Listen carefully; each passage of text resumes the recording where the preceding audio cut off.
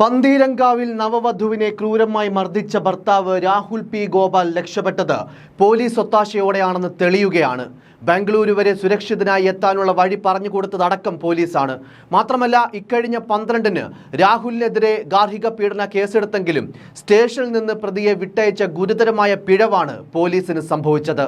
മാത്രമല്ല, പ്രതി രാജ്യം വിടാനുള്ള സാഹചര്യമുണ്ടെന്ന് സ്പെഷ്യൽ ബ്രാഞ്ച് റിപ്പോർട്ട് നൽകിയിട്ടും പോലീസ് അതിന് വേണ്ടത്ര ഗൗരവം കൊടുത്തില്ല.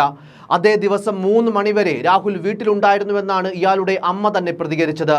പക്ഷേ ഈ സംഭവം വലിയ വാർത്തയായതിനു പിന്നാലെയാണ് പോലീസിന് കേസിന്റെ ഗൗരവം എത്രത്തോളമാണെന്ന തിരിച്ചറിവിലേക്ക് എത്തുന്നത്.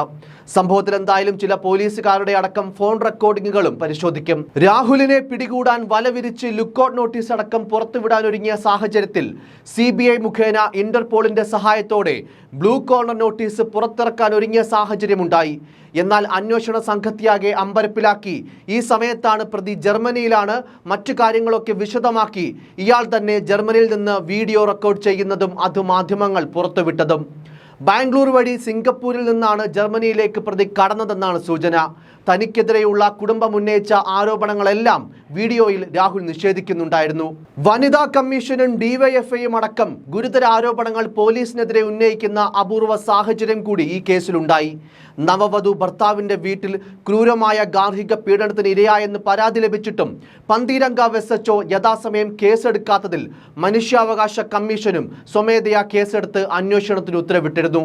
മറ്റൊരു പ്രധാനപ്പെട്ട കാര്യം, രാഹുലിന്റെ അമ്മയ്ക്കും സഹോദരിക്കുമെതിരെ കടുത്ത കുറ്റങ്ങൾ, അതായത് സ്ത്രീധന പീഡന കുറ്റം, ഗാർഹിക പീഡനമടക്കമുള്ള ചാർജുകൾ ചുമത്തുമെന്നുള്ളതാണ്. യുവതിയുടെ മൊഴി ഞെട്ടിക്കുന്നതാണെന്നും ക്രൂരമായ പീഡനമാണ് ഉണ്ടായതെന്നും പോലീസ് പറയുന്നു. വീട്ടിൽ വെച്ച് കഴുത്തിൽ വയർ മുറുക്കി പ്രതി രാഹുൽ കൊലപ്പെടുത്താൻ ശ്രമിച്ചെന്നും ബെൽറ്റ് കൊണ്ട് അടിച്ചെന്നും ക്രൂരമായ പീഡനത്തിന് ഇരയാക്കിയെന്നുമാണ് യുവതി നൽകിയിട്ടുള്ള പരാതി. മർദ്ദനമുണ്ടായ ദിവസം രാഹുൽ ലഹരി ഉപയോഗിച്ചിരുന്നതായും പെൺകുട്ടി പറഞ്ഞിരുന്നു.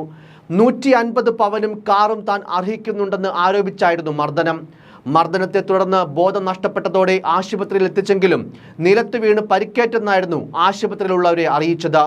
ഇരുവരും, അതായത് രാഹുലിന്റെ അമ്മയും സഹോദരിയും രാഹുൽ നടത്തിയ വിവാഹ തട്ടിപ്പിലടക്കം പങ്കാളികളാണ് എന്നതും തെളിഞ്ഞു കഴിഞ്ഞു. ഇരുവരെയും ചോദ്യം ചെയ്യാൻ ഹാജരാകാൻ പോലീസ് നോട്ടീസ് നൽകിയെങ്കിലും ഇരുവരും ഹാജരായിരുന്നില്ല. രാഹുലിന്റെ അമ്മ ഉഷാകുമാരി കോഴിക്കോട് മെഡിക്കൽ കോളേജ് ആശുപത്രിയിൽ നിലവിൽ ചികിത്സയിലാണ്. പെൺകുട്ടി കഴിഞ്ഞ ദിവസം നൽകിയ മൊഴിയുടെ അടിസ്ഥാനത്തിലാണ് ഇവരെ ചോദ്യം ചെയ്യാൻ പോലീസ് തയ്യാറാകുന്നത്. വിവാഹം കഴിഞ്ഞ് വീട്ടിലെത്തിയ തന്നെ രാഹുൽ നിർബന്ധിച്ച് മദ്യം കുടിപ്പിച്ചുവെന്നും ഉഷാകുമാരിയും സുഹൃത്തായ രാജേഷും ആ സമയത്ത് കൂടെയുണ്ടായിരുന്നുവെന്നും പെൺകുട്ടിയുടെ മൊഴിയിൽ പറഞ്ഞിരുന്നു. വീട്ടിലെ CCTV ക്യാമറകളുടെ ഹാർഡ് ഡിസ്ക് പോലീസ് കസ്റ്റഡിയിലെടുത്തു കഴിഞ്ഞു. മറ്റ് നിർണായക വിവരങ്ങളും ഉടൻ പുറത്തുവരുമെന്നാണ് അറിയുന്നത്.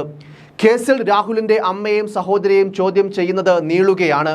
ഇന്നലെയും നോട്ടീസ് നൽകിയെങ്കിലും ഇരുവരും ഹാജരായിരുന്നില്ല.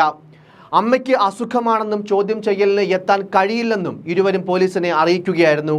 രാഹുലിനെ രക്ഷപ്പെടാൻ സഹായിച്ചതിന് ജാമ്യം കിട്ടാവുന്ന വകുപ്പ് പ്രകാരം ഇരുവർക്കുമെതിരെ രണ്ടാമതൊരു കേസ് കൂടി എടുക്കാനുള്ള സാഹചര്യവും നിലനിൽക്കുന്നുണ്ട്. രാഹുലിനെതിരെ നിലവിൽ വധശ്രമത്തിനടക്കമുള്ള ഗുരുതര വകുപ്പുകളാണ് ചുമത്തിയിരിക്കുന്നത്. ജർമ്മനിയിലേക്ക് കടന്ന പ്രതിയെ നാട്ടിലെത്തിക്കാനുള്ള നടപടികളാണ് പോലീസ് ഇപ്പോൾ നടത്തുന്നത്.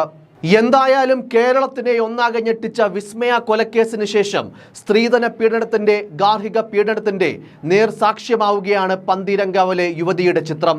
കൃത്യസമയത്ത് മാതാപിതാക്കളുടെ ഇടപെടലുണ്ടായതുകൊണ്ട് മാത്രമാണ് മറ്റൊരു വിസ്മയ കേരളത്തിനുണ്ടാകാതിരുന്നത്. സമീപ ദിവസം മാധ്യമങ്ങൾക്ക് നൽകിയ പ്രതികരണത്തിൽ രാഹുലിന് ഓവർ പൊസസീവ്നെസ് ഉണ്ടെന്നും നിസ്സാര കാര്യങ്ങൾക്ക് വഴക്കിടാറുണ്ടായിരുന്നുവെന്നും യുവതി വെളിപ്പെടുത്തിയിരുന്നു. കേസിൽ എന്തായാലും പ്രതിക്ക് രക്ഷപ്പെടാനുള്ള സാഹചര്യമൊരുക്കിയ പോലീസിന്റെ നിഷ്ക്രിയത്വവും ഒത്താശയുമെല്ലാം അങ്ങേയറ്റം ഗൗരവകരമാണ്. പ്രതി ശിക്ഷിക്കപ്പെടുന്നതിനൊപ്പം കേരള പോലീസിന് തന്നെ അപമാനമായ ആ പോലീസുകാർക്കെതിരെയും കടുത്ത നടപടികൾ ഉണ്ടാകണം. News desk, focus news TV.